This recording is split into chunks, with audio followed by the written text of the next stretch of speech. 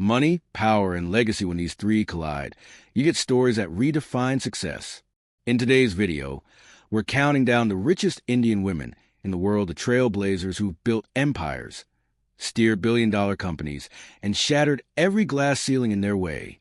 From industrial titans to self-made tech queens, these women aren't just part of India's economic story. They're writing it.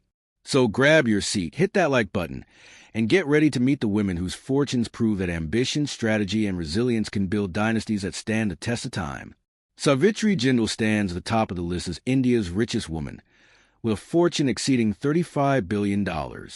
She's the matriarch of the O.P. Jindal Group, a massive industrial conglomerate that powers much of India's infrastructure from steel and energy to cement and construction. But her story isn't just about inheritance. After the untimely death of her husband, O.P. Jindal, in 2005, she stepped into leadership during a time of transition. Many doubted she could manage such a vast empire, but Savitri proved them wrong. Under her guidance, the company diversified, strengthened its footprint in power and steel production, and expanded globally. She also ventured into politics, serving as a minister in Haryana and representing the Indian National Congress.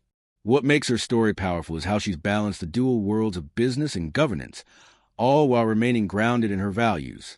Savitri Jindal's rise isn't flashy. It's built on resilience, responsibility, and an unwavering belief in legacy. Today, her wealth symbolizes not just family inheritance, but decades of work that turned one man's vision into a multi-billion-dollar powerhouse. When people talk about investing legends in India, the name Rakesh Jhunjhunwala always comes up. But few realize that his wife, Rekha Jhunjhunwala, has quietly built one of the strongest portfolios in the country. And after her husband's passing in 2022, she became one of India's richest women, worth over $8 billion. Rekha manages an extensive range of equity holdings across Titan, Tata Motors, Crisil, Federal Bank, and dozens of others. She didn't just inherit shares. She's continued the family's investing philosophy, long-term conviction, patient capital, and faith in India's growth story. Known for her privacy, Rekha stays away from the spotlight. But financial analysts track her moves closely because her portfolio shifts often influence market sentiment. She's now seen as a symbol of smart, strategic wealth management, proving that financial acumen isn't limited to boardrooms or founders. In an era dominated by startup billionaires, Rekha Jhunjhunwala represents the power of compounding and the discipline of traditional investing. Her journey is a reminder that wealth isn't always built through flashy ventures. Sometimes it's quietly accumulated, share by share, over decades of smart decisions.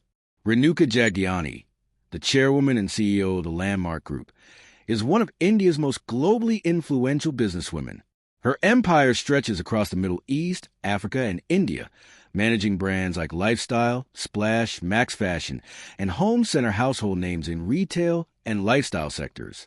Originally from Mumbai, Renuka joined the Landmark Group in the early 1990s and worked closely with her husband, Mickey Jagdiani, to expand the company's footprint.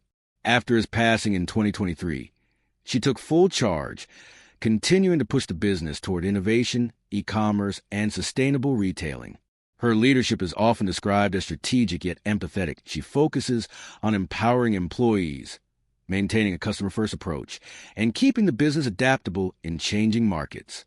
Under her, Landmark evolved from a regional retailer into a multi-billion-dollar conglomerate, with a net worth estimated around $5.6 billion.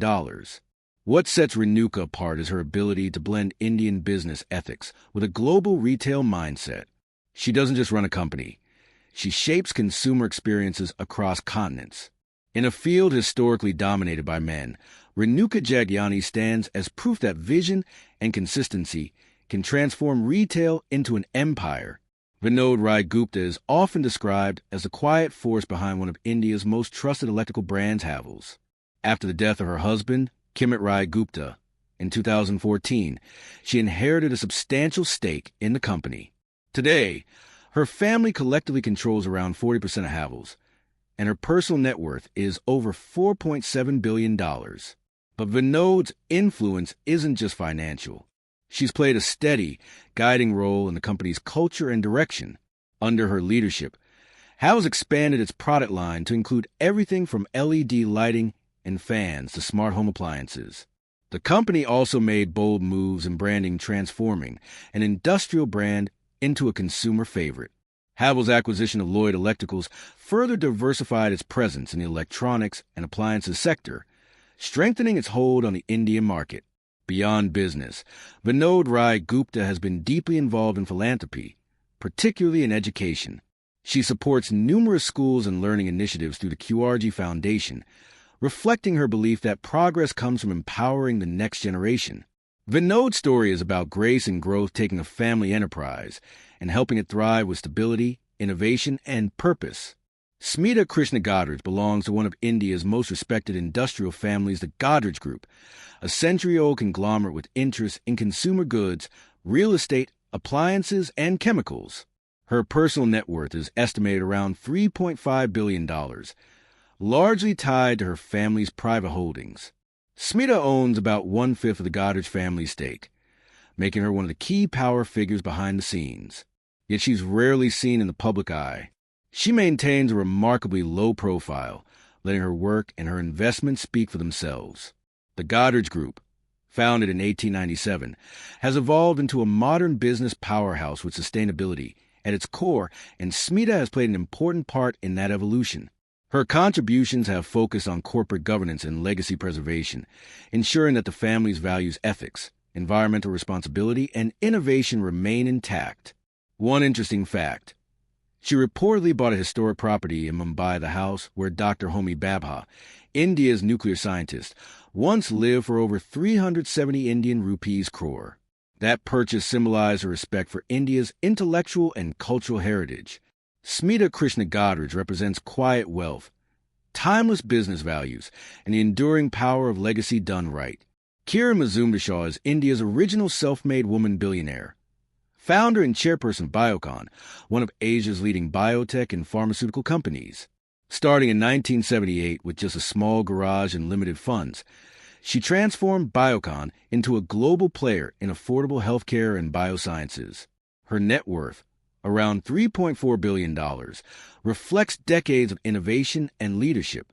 What makes her story remarkable is how she broke barriers in both science and business at a time when few women entered either field.